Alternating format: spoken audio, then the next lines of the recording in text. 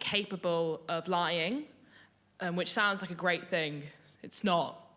It's really inconvenient. I blame my mum because, as if the Catholic guilt wasn't enough, when I was younger, we were walking on a beach on a family holiday and we found an empty bottle. And she tells the story that we both had the brilliant idea to write a letter to each other, saying that we love each other so much that we promised to never keep secrets. And then we both signed it. I was 4, my signature had a heart on it. We then roll the paper up, put it in the bottle and throw it into the sea. And that might sound like a really lovely, sweet memory, or like an indicator of an incredibly codependent relationship, and it is both. And it's also something my mum just reminded me of every single time she saw me get even the notion to lie as a child. So then I just grew up unable to keep anything from her. I kept 2 secrets the whole time. When I was 20, I was on a bus on the way to a house party. I got an email, and the subject of the email, it said, court summons serious stuff. I ignored it because I was on the way to a party. I'd already opened the vodka and I couldn't afford to sober up. Then, the next morning, sat on my sofa, I decided to open the email and I began to read it. And turns out I was being sued in the state of South Florida for copyright infringement for $250,000. It was a really bad hangover. So, I was running, like every 20-year-old that was broke, right? I was running an Etsy shop, and with no discernible artistic talent, I was just making digital art of movie posters. And apparently this movie maker wasn't a fan of my work, so was suing me.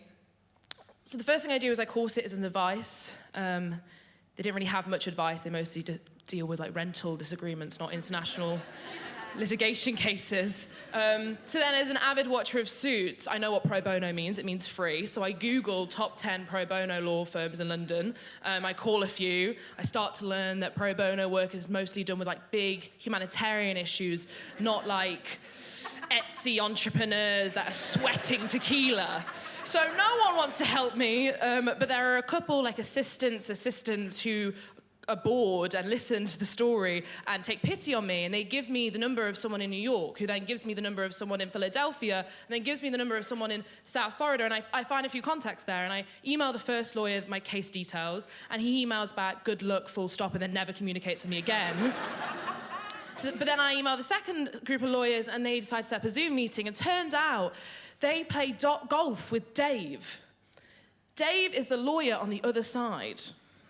And they say if I give them a $5,000 retainer, they can take my case and settle it out on the golf course. The issue is, I don't have $5,000. If I had $5,000, I wouldn't be selling movie posters online.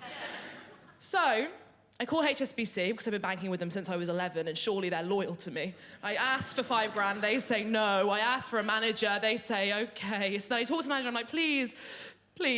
And shockingly, at 20, with no credit score whatsoever, they give me $5,000, which is a problem, first of all. But I take it on, and as soon as it lands in my bank account, I send it to the lawyers. And I'm now in debt for the first time in my entire life, the thing that I should be very, very scared of.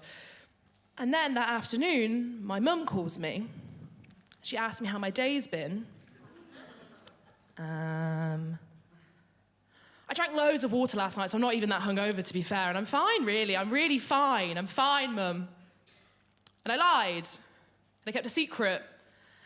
And it killed me. But I did it. Because I've only ever kept one secret from her before this, which I've known since I was about 10.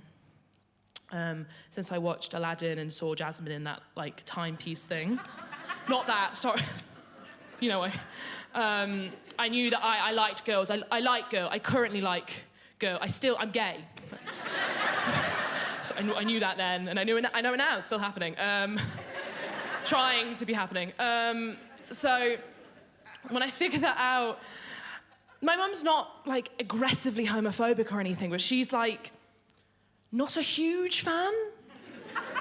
of the gays. So when I figured out when I was 10, I was like, okay, we're going to do some exposure therapy. So like over the course of my childhood, I like introduced her to gay stuff, like TV shows with like queer people in them and like movies. And then when I had friends that were gay, I would bring them home and she would meet their partners. And all of a sudden, by the time I was a teenager, she loved the gays. Just didn't want me to be one.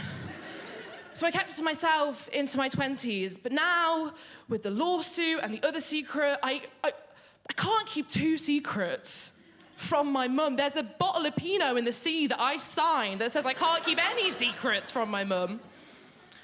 So after a couple of years, they're both eating me up, and I decide I have to tell her. So I get in the car, and I drive home.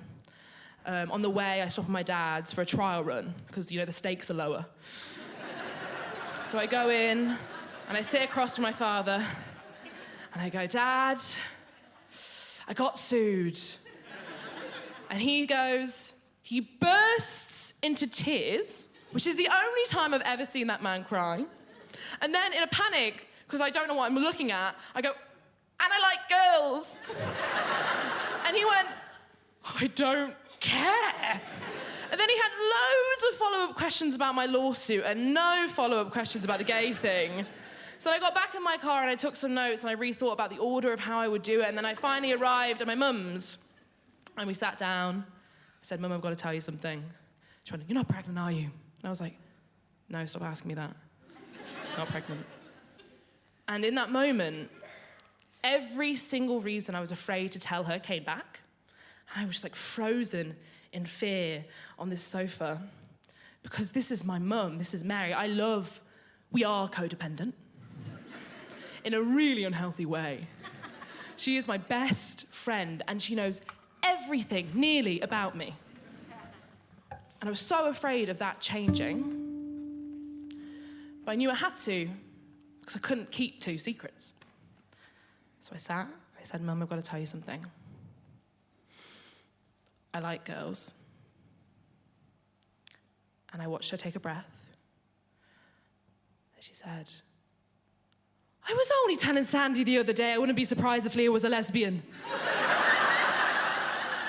What? She's like, well, you didn't keep it that well hidden. I was like, what? And she was like, I'm so excited for all the people I'm going to meet. And I was like, I'm gay, not you. I'm the one that's hopefully meeting the people. And it went really well. And then I told her about the suing and she found it funny. And I was like, why have I kept anything from this woman? She's an icon. She loves me, of course. She would never be upset. And then I suddenly felt guilty again because I didn't trust her with this for so long. And like later on in the evening, we were talking about something else, some gossip from the village. And I was just sat in this guilt. And she then turned to me and really quietly said, I'm glad you waited. I went, what? She went, I'm really sorry. I wasn't ready then. And I'm really grateful that you waited till now. And look, my life isn't an episode of Heartstopper. I didn't come out of the womb with my mum waving rainbow flags. But my 60-year-old mother sat in front of me and admitted that she wasn't ready when I was younger, and that she had to change and grow as a person to be ready. And all that guilt kind of washed away. And I realized that a secret's only really a secret if you never tell it. And sometimes the most honest thing that you can do is wait to tell the truth until it's ready to be told. So ultimately, the only mistake I made was now, every time I tell my coming out story, I have to explain international copyright law.